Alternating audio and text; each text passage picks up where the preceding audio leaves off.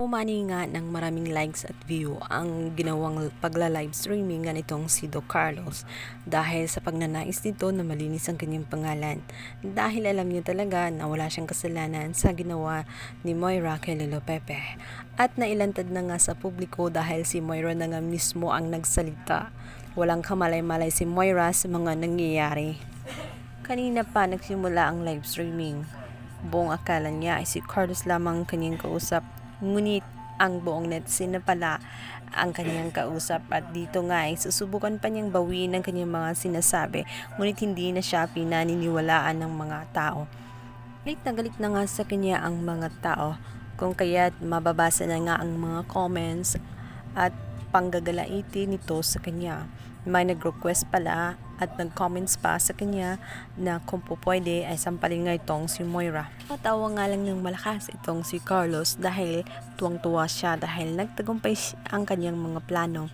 Tuluyang lumitaw din ang katotohanan. Isang napakalaking good job nga para sa kanya. At dito nga ay pinagbigyan din niya ang request ng naturang netizen kung saan nanggigigil nga ito kay Moira. At sinabi pa nito na your wish is my command. Deserve nga ni Moira ang mga sampal at panggagalaitin ng mga tao dahil talaga namang wala siyang kasing sama. Samantalang itong kanyang anak naman na si Zoe ay labis na maapektuhan dahil makikita nga nito na sinasampal ang kanyang nanay dito nga kay Carlos. Kaya naman awang-awa siya dito kay Moira kung kaya't nagmamakaawa siyang umiiyak na kung ano na ang kanilang dapat gagawin dahil makukulong na nga ng tuluyan ang kanyang ina. Dahil marami nang nakakaalam at natitiyak niyang maya-maya lang ay darating na ang mga pulis. Ngunit sinabi ni Doc sa kanya na huwag siyang mag-alala dahil pupuntahan nila itong si Moira at uunahan nga nila ang mga kapulisan. Samantala dahil natapos na nga ang misyon ni Carlos na ilabas ang katotohanan at kung ano talaga ang tunay na nangyari. Dito nga ay agad nang nilak itong si Moira sa loob ng warehouse na iyon. At umalis na't iniwan na dahil na-text na rin niya ang mga kapulisan at maya-maya lang ay darating na nga ang mga ito.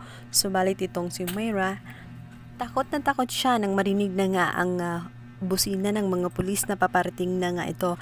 Kaya naman nagmamadali siyang buksan ang naturang room na iyon. Di ko alam kung anong kapangyarihan meron itong si Moira dahil ang bilis-bilis lang niyang nakawala sa mga posas na nilagay nga nitong si Carlos. Maging ang lock na ginawa ni Carlos ay nagawa pang sirain ni Moira. Nakataka si Moira at nakalabas. Ngunit nagkataon naman na andyan na nga ang mga pulis at muntik na nga siyang babarilin. Ngunit sa kabilang likuran naman, biglang daraan nga itong sila Dax at agad-agad pagbabarilin ng mga pulis kung kahit si Moira ay agad din na itatakas ni Dax kasama nga itong si Empoy. Kabilang banda, nakita din nitong si Harry ang naturang live stream na ginawa ng kanyang ama at natutuwa rin siya dahil sa wakas ay nalinis din ang pangalan nitong si Carlos dahil hindi naman talaga niya yun kasalanan at nararapat talaga na pagbayaran ito ni Moira. Ngunit ang pamilya ng mga tanyag ay nanggagalaiti dahil hanggang ngayon ay nakawala na naman itong si Moira at natakasan na naman ang mga kapulisan. Kailan nga ba kaya talaga itong si Moira ay tuluyang malugmok na sa kulungan? Kailan nga ba niya pagbabayaran ang kasalanan na kanyang ginagawa? Bakit hinahayaan talaga ni Direk na makatakas itong si Moira? At gaano pa talaga ang paikutin ang mga kwento? Kung saan galit na nga ang iba dahil pinapairal na nga ang kasamaan at nawawala ng hustisya. Ilang beses pa bang iiyak itong si Annalyn para lamang makita ang hustisya at ang katotohanan.